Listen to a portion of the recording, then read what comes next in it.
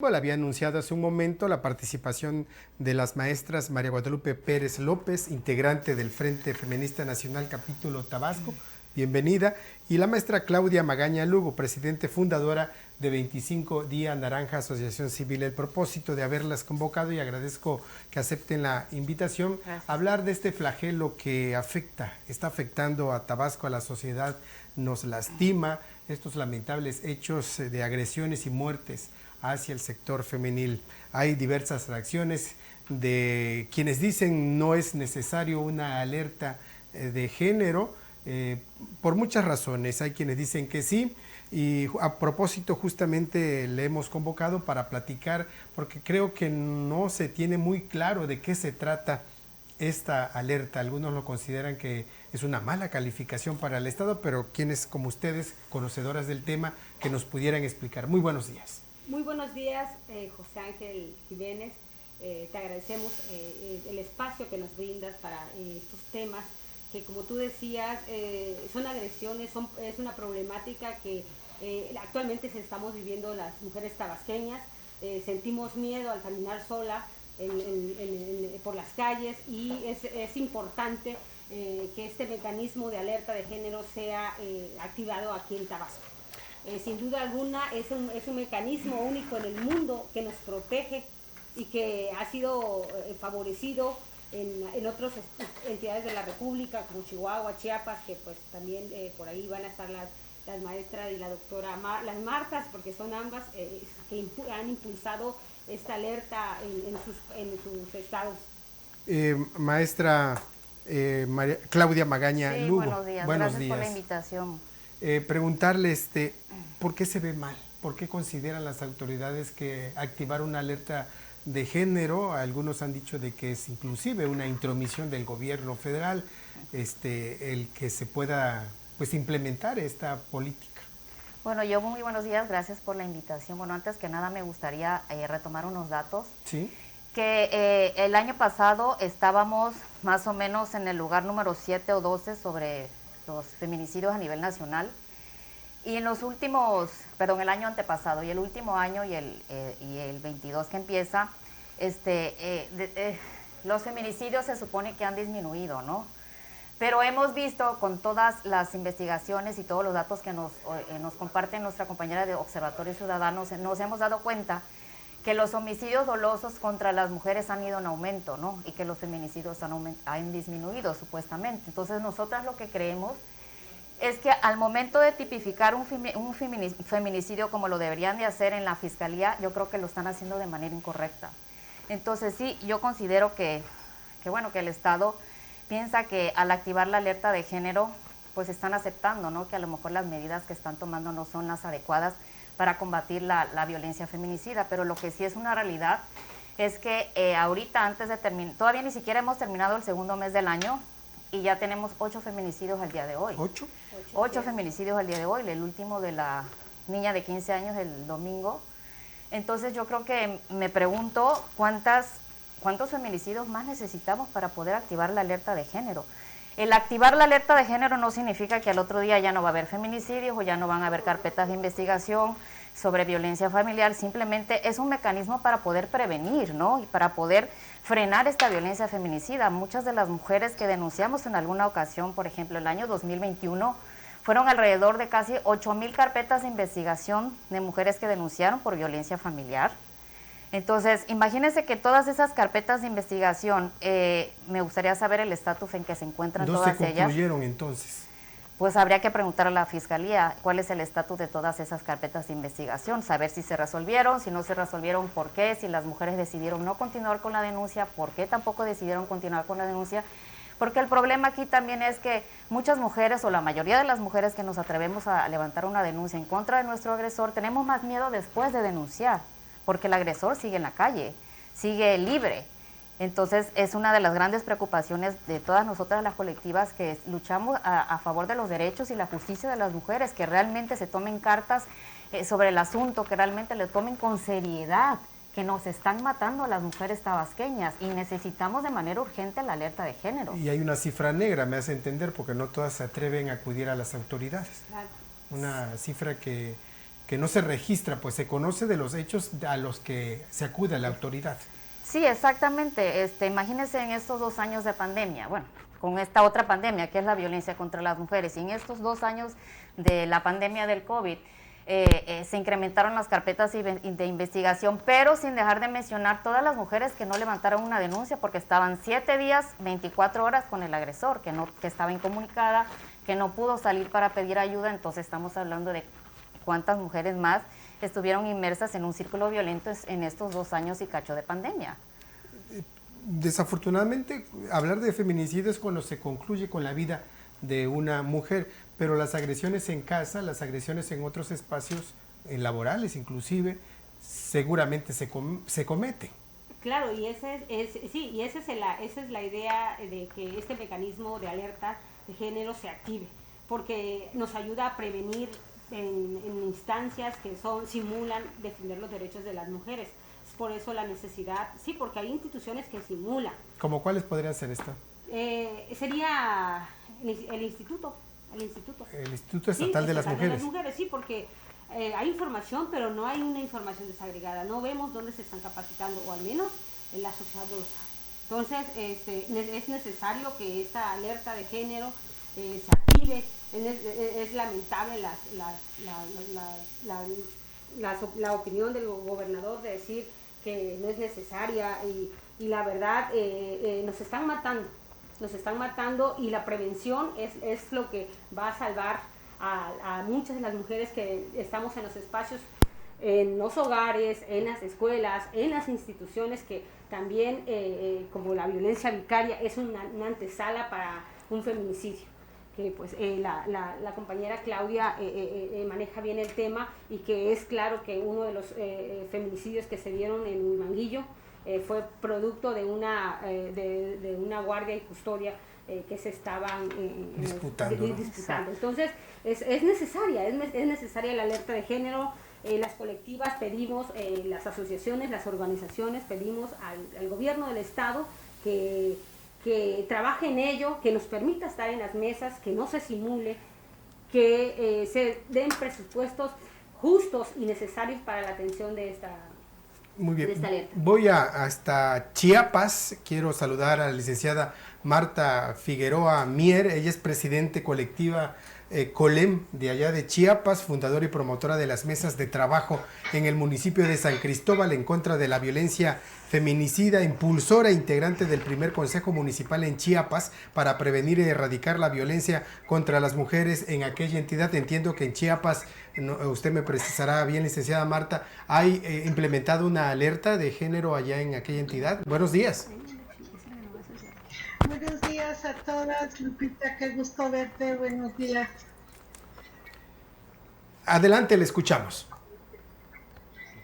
Bueno, el tema de la alerta de violencia de género por violencia estructural feminicida se declara en Chiapas, es técnicamente la segunda o la tercera, pero el Observatorio Ciudadano Nacional del Feminicidio, pues tenemos muchos años trabajando en esto. De hecho, el observatorio va a cumplir 15 años. Yo tengo 33 años trabajando el tema de violencia hacia mujeres. ¿Cuáles son las causas? Entre ellas está el tema de la impunidad. Por ello nos conocimos con Lupita en un diplomado que hablaba sobre esta situación, y queríamos ver por qué lo que pasaba en Tabasco, en Chiapas, era tan similar a lo que pasaba en Ciudad Juárez, y vimos que no solo era Ciudad Juárez, sino que esto podría considerarse también en lugares tan lejanos como España. Entonces, ¿qué era lo que tenían en común? Vimos quiénes habían atendido, y de las académicas, que también son activistas, habían estudiado el tema, y un común denominador es el tema de la impunidad. Otra temática muy importante es que finalmente vivimos en un mundo donde lo masculino es lo importante, las mujeres somos solo complemento, y eso habla de que no somos visibles, no tenemos poder, o estamos bajo el poder de otros. Y la violencia, como en Chiapas y en Tabasco y en todos lados, tiene que ver con desajustes de poder, es decir, cuando alguien abusa del poder que tiene contra otros que considera menos que él, y nosotras, las mujeres, históricamente no somos consideradas personas completas, somos a veces incluso las cosas del otro, y este es un problema cultural, histórico, pero que ha devenido en que quien gobierna, que con quien nos relacionamos, con nuestra familia, las mujeres estamos para obedecer, para hacer, para estar, y cuando esto no ocurre, te matan. Y en otros ámbitos, y por eso decimos que en Chiapas la violencia es estructural y es feminicida. Ser mujer en México, no solo en Chiapas, es un problema de salud. Por eso en estos estados del sur, Guerrero, Oaxaca, Chiapas, Tabasco también, está el tema de muerte materno-infantil. Somos primeros lugares en muerte materno-infantil, somos primeros lugares de embarazo adolescente. No tenemos educación, no hay atención, y si además se juntan estas intersecciones de ser indígena, pobre, con alguna discapacidad, vivir en un lugar lejano, en donde el tema de justicia no es tan prioritario como otros.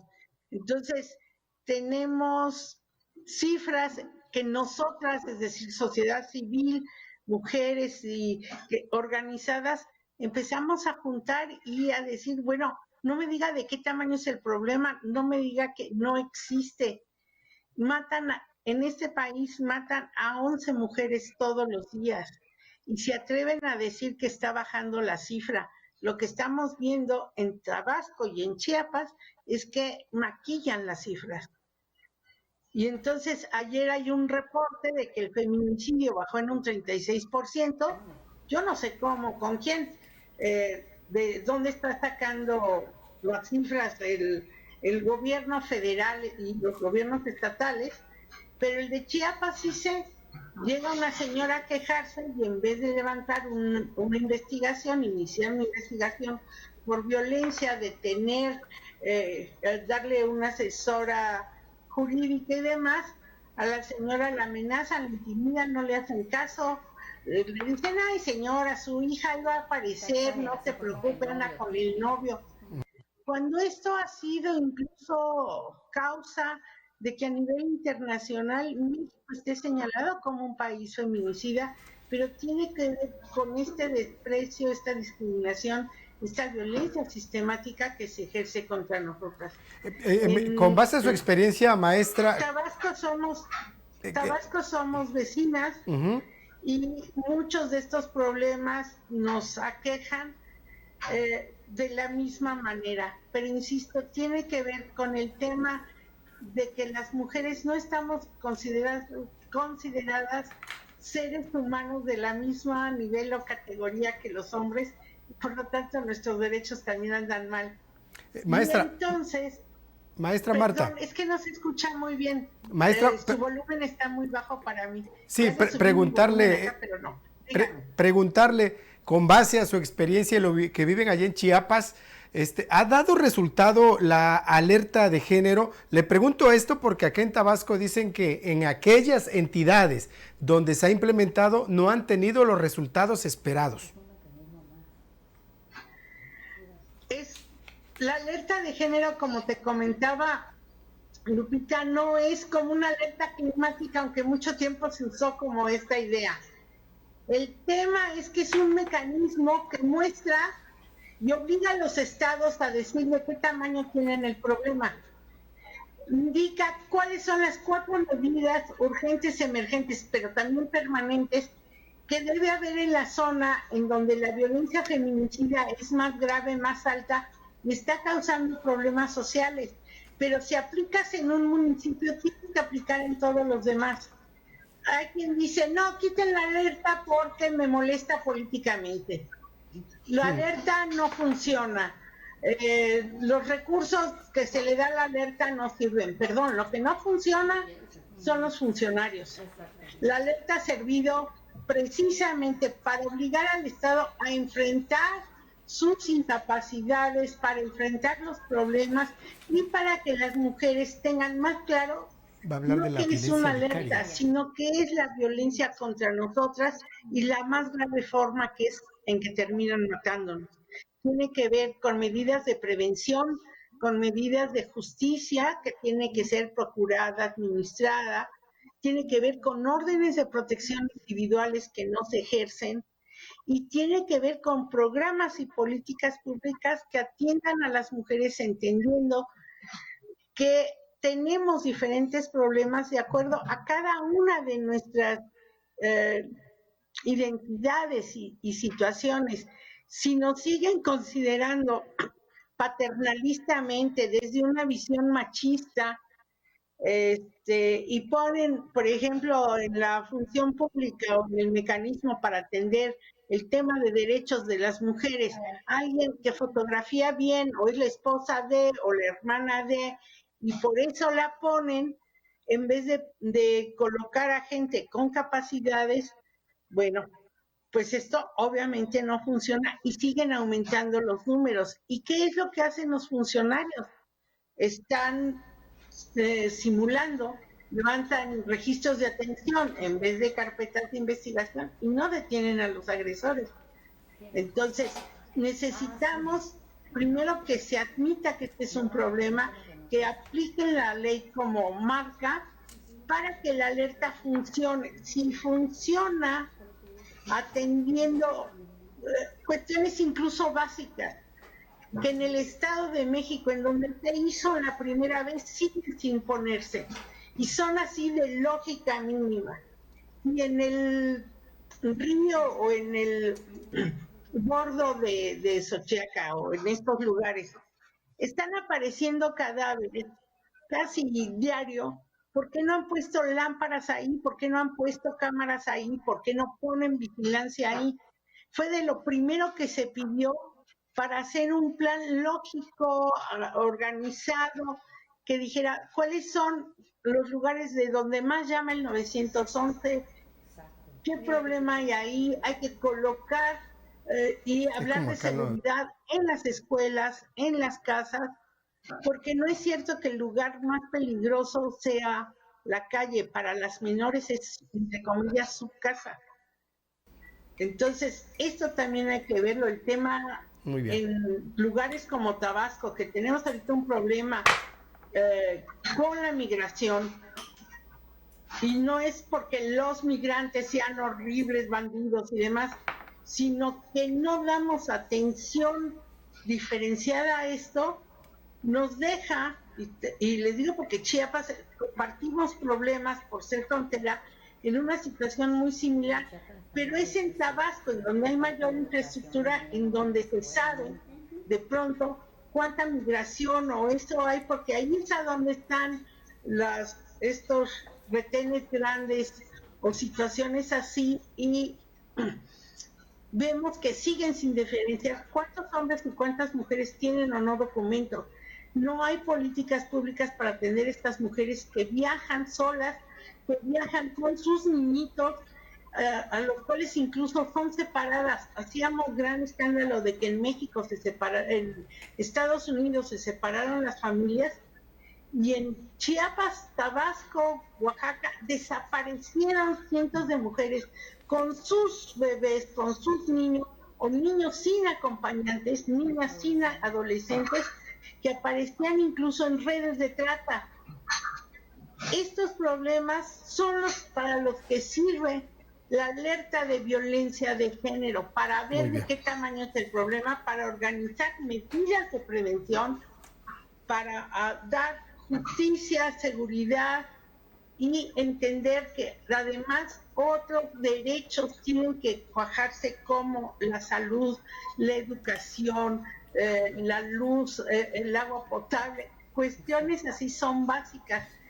Mientras nos sigamos muriendo por ser mujeres en un parto, o como una señora que mataron apenas hace 48 horas aquí en San Cristóbal, porque no hay guarderías, porque tiene que salir a las 12 de la noche y no hay una organización en una ciudad turística como esta para atender a estas mujeres que salen de noche y que es parte de lo que se dijo en la alerta de violencia de género.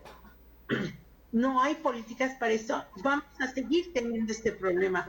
Las alertas no se van a acabar, de hecho hay el planteamiento de una alerta a nivel nacional para que se modifiquen estas políticas y atiendan puntual y especialmente.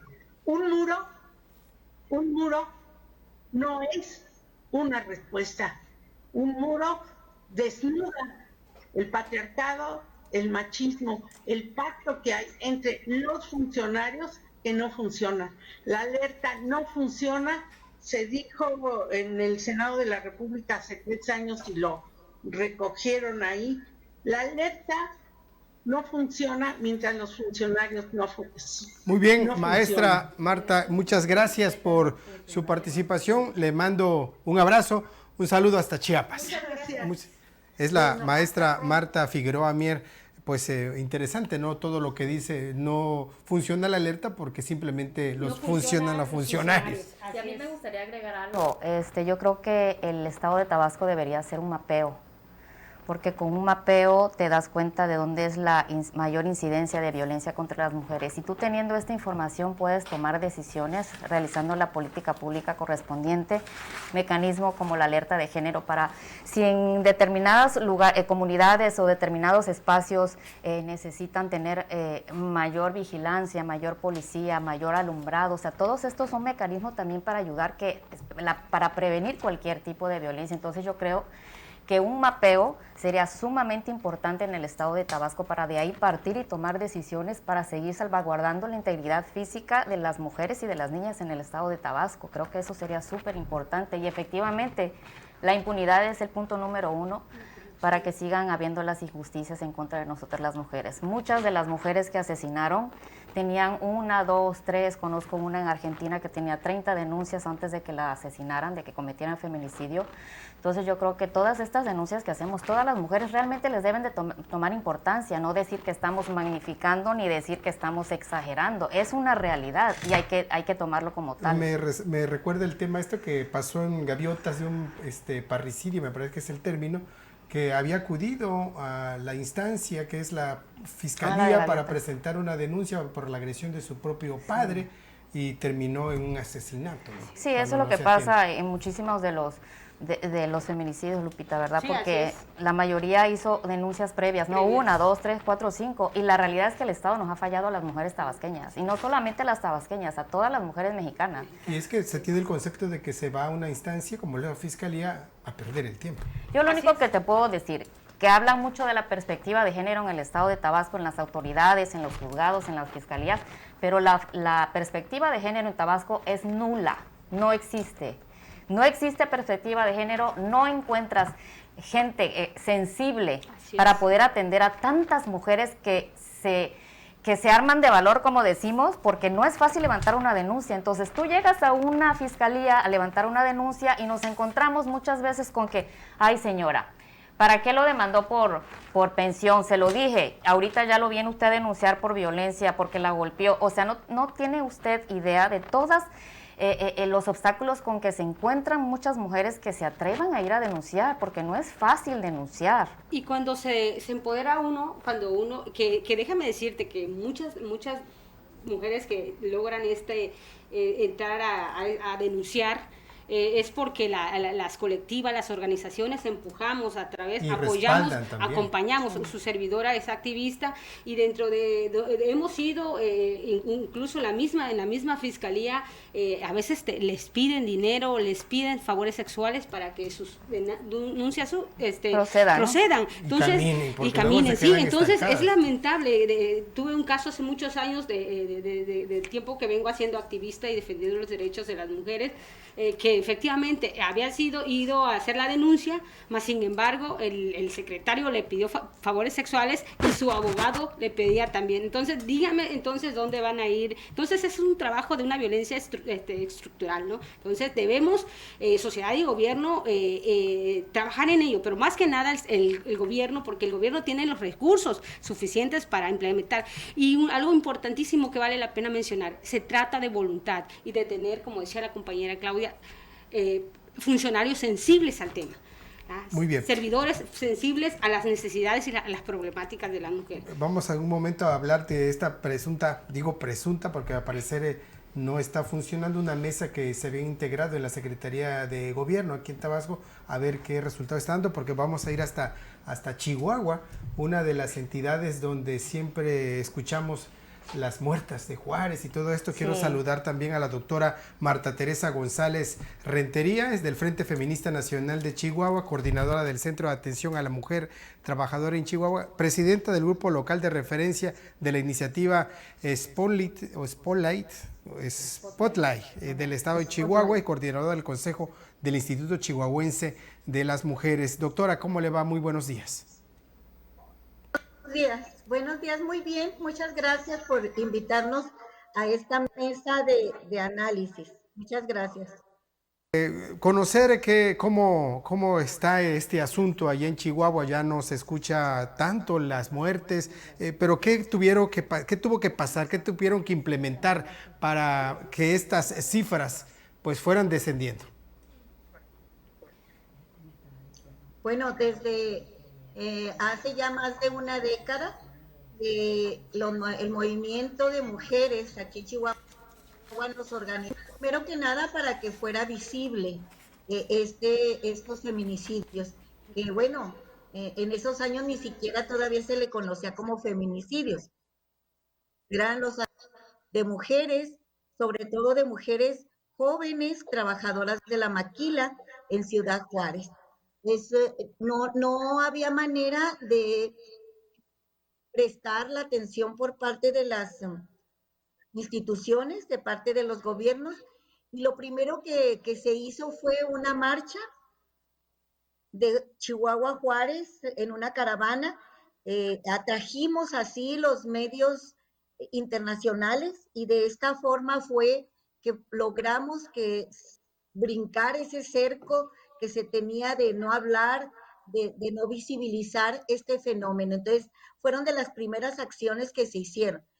Lograr que se visibilizara, lograr que se prestara atención por parte de las autoridades, porque en aquel entonces las autoridades decían, pues, y luego ¿qué quieren? Que andan las muchachas en la calle y miren cómo andan vestidas, además son muchachas de maquila.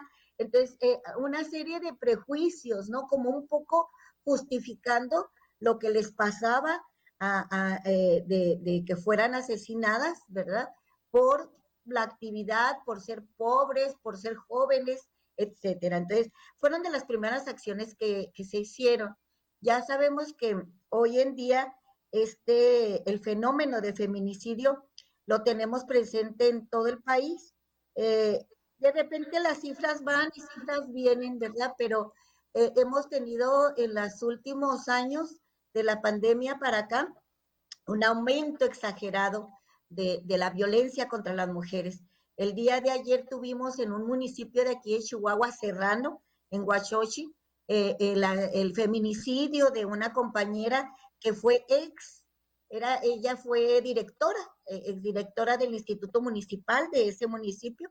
Ahorita actualmente ella era síndica de ese municipio y bueno, el principal sospechoso es la pareja que tenía ya tiempo de vivir sin él, no estaba con él pues, y ella muere acuchillada, amanece el día de ayer acuchillada. Entonces, los feminicidios son constantes en este país, no tenemos una política ni federal ni estatal que pueda de alguna manera ir contrarrestando toda esta violencia que sabemos que es cultural, que sabemos que la aprendieron los hombres para el control, para el poder decir, esta es mía y hace lo que yo quiero, y cuando las mujeres deciden separarse de esa violencia es cuando más fuerte se les bien es cuando más alto está el riesgo de ser una cifra más del feminicidio.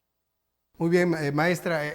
La realidad actualmente allá en Chihuahua, a comparación de hace 10 años que mencionaba que el primer logro fue visibilizar el problema, ¿ha cambiado a esta fecha, entendiendo que todavía el problema existe?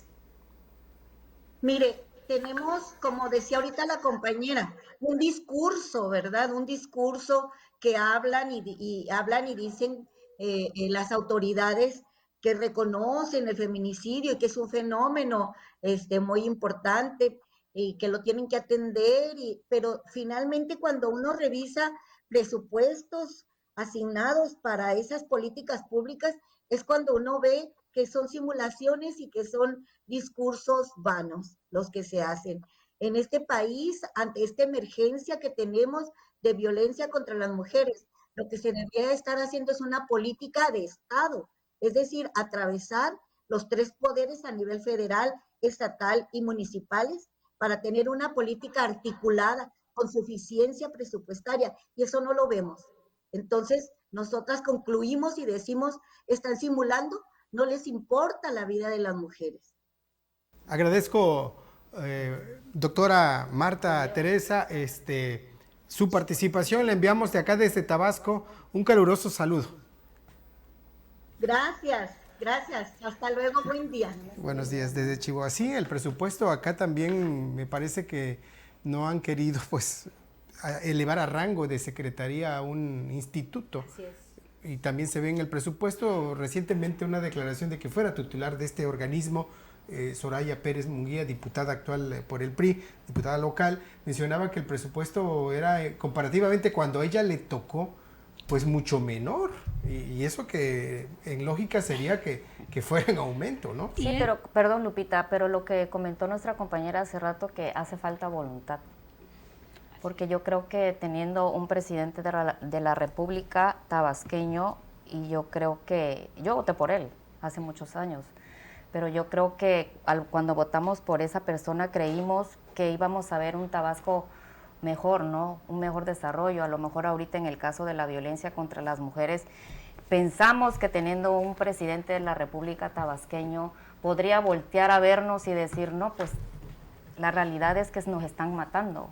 Entonces, yo quisiera pensar, ¿no?, que yo creo que Tabasco, no sé cuánto es el presupuesto que tenga, pero yo creo que ha de ser uno de los principales con mayor presupuestos en la República, y yo creo que, o sea, no podemos decir que estamos exagerando. O sea, la realidad es que nos están matando a nosotras las mujeres, y digo, tenemos, yo lo repito siempre, o sea, tenemos un presidente de la República tabasqueño, y yo creo que debe voltear a ver aquí a todas las mujeres tabasqueñas y darse cuenta que la violencia feminicida es una realidad, que la violencia contra las mujeres es una realidad.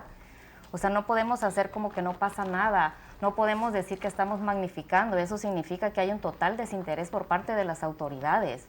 O sea, yo creo que sí debemos poner atención de manera urgente para atender todas estas violencias que estamos viviendo, y sobre todo la violencia feminicida, que ahorita en este espacio quiero aprovechar que yo formo parte de un colectivo a nivel nacional que hablamos sobre la violencia vicaria. Entonces, retomando el tema de los feminicidios, a una de nuestras compañeras, las mujeres que asesinaron el mes pasado, Sí, como a ella creo que fue una situación de guardia y custodia. sí, es 2 o 3 feminicidios derivados. La violencia vicaria, ¿qué es en específico? O sea, la violencia vicaria es cuando siempre existen violencia contra nosotras las mujeres, y los agresores siempre buscan estrategias nuevas para seguir dañándonos.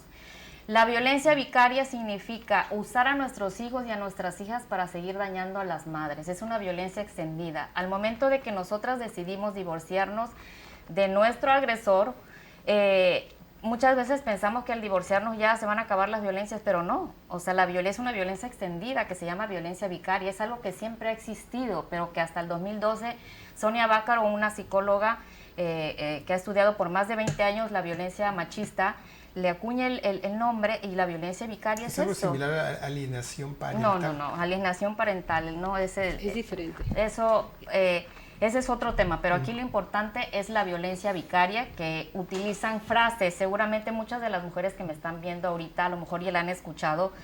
Cuando piensas divorciarte de tu pareja porque te agrede, te golpea, etcétera, siempre, la mayoría de las veces dice, si tú me dejas te voy a quitar a los niños. Te voy a dar donde más te duele. El caso de Huimanguillo, Exacto. si me dejas, te vas, te voy a matar. Eso es, y la mató. Son frases típicas de la violencia vicaria que debemos de tomar con seriedad todas las mujeres que las vivimos, porque creemos, ay, sí, nunca nos los va a quitar. No, si él te dice que te los va a quitar, te los va a quitar. Y uno de los mecanismos que más usan cuando los hombres violentadores para ejercer esta violencia vicaria nos denuncian falsamente, muchas denuncias falsas como violencia con nuestros hijos y nuestras hijas, que nuestras parejas también violentan a sus hijos, que la hermana, que la mamá, que toda la familia materna no violentamos a los hijos e hijas, pero la realidad aquí que los únicos perjudicados es la infancia. Pero también otra realidad es que en los juzgados y en las fiscalías no están velando por el bien superior de los niños. A ambas le quiero preguntar, ¿qué se puede hacer desde casa? Porque a veces es muy difícil que se pueda atender el problema si no se atiende tampoco desde casa. Primero, radica en la educación. La educación como tal se ha pugnado desde hace mucho tiempo dentro del Frente Feminista Nacional que se dé una educación con perspectiva de género. Necesitamos trabajar mucho la prevención. Siempre tu servidor en los medios de comunicación hemos dicho que hay que las frases hay que cuidar mucho esas frases, hay que tener cuidado cuando se toma la decisión de salirse de la casa, cuando tenemos que enfrentar al agresor. Es importante aliarte con tus amigas, buscar algún colectivo, porque seguramente va a haber una reacción el doble o el triple de ese agresor, sí, porque ya te rebelaste, ¿no? Entonces, desde el hogar tenemos que enseñar a nuestros hijos a convivir en una igualdad entre hombres y mujeres. Es muy importante eso. Y no minimizar estas alertas de la pareja, ¿no? Claro, cuando así es, hablan, ¿no? Y advierten y a veces creen que no va a suceder, pero ya hay hechos que comprueban justamente, lamentablemente, que sí se concreta, que sí ocurre. Es necesario, Ángel, que el Estado promueva y garantice el pleno desarrollo de las mujeres en Tabasco. Necesitamos que hayan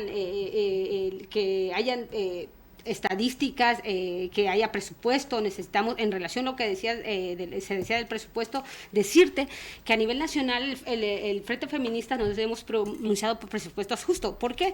Porque hay un anexo donde va supuestamente para las mujeres, donde se habla de millones de pesos, por no decir cifras, se habla de miles de millones de pesos, pero este presupuesto es simulado. Te explico por qué.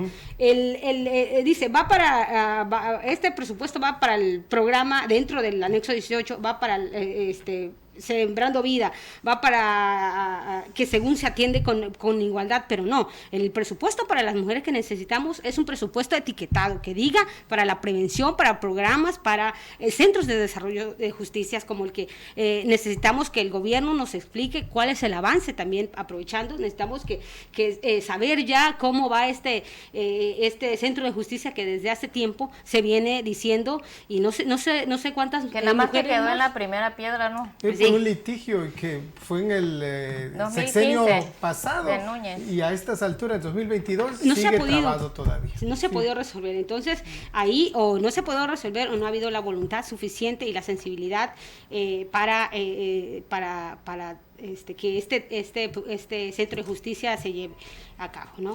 Muy bien, yo quiero agradecer a ambas su disponibilidad, su tiempo, el poder platicar. El tiempo a vencer en un programa en vivo es el enemigo justamente a atender. A ambas, muchas gracias. Esperamos que no sea la única ocasión, tener otra oportunidad de poder platicar. Queremos leer un posicionamiento Adelante. De todas las colectivas. Adelante. Aprovechar que estamos en estos medios de comunicación y que sabemos Claudia que muchas personas... Magaña Lugo, presidente fundadora de Día 25 Naranja AC. 25 Día Naranja AC. 25 Día Naranja AC es lo correcto. Ay, Dios, perdón. María Guadalupe Pérez López, integrante del Frente Feminista Nacional, capítulo Tabasco. Escuchamos a la maestra Claudia Magaña Lugo. El gobierno del estado de Tabasco también es culpable de los 8 feminicidios. Villahermosa, Tabasco, 22 de febrero del 2022. Con el asesinato de una joven de 15 años de edad, alcanzamos 8 feminicidios en el que va del año. El gobernador Carlos Manuel Merino Campos afirma que en Tabasco no hay necesidad de emitir ninguna alerta de género. Todo se puede magnificar. Nosotras estamos haciendo lo que nos corresponde. Prácticamente todos los que han cometido delitos y homicidios contra mujeres están ya detenidos. No insulte nuestra inteligencia, señor gobernador. No minimice las muertes de las mujeres. No nos tache de exageradas. Su gobierno no está haciendo lo que le corresponde. No son homicidios, son feminicidios y no basta con detener a los culpables. Se requiere una estrategia integral de prevención y erradicación de la violencia contra las mujeres. Exigimos que su gobierno explique en qué se han invertido los recursos destinados a garantizar una vida libre de violencia. Para ilustrar un solo caso, la última víctima de feminicidio en Tabasco pudo haberse evitado si su gobierno hubiera llevado a cabo un adecuado protocolo de búsqueda. Cuando las víctimas han llegado oportunamente a denunciar la violencia y solicitar medidas de protección, no les hacen caso y terminan siendo víctimas de feminicidio. Actualmente hay decenas de mujeres y niñas en Tabasco desaparecidas y solo sus familiares las están buscando.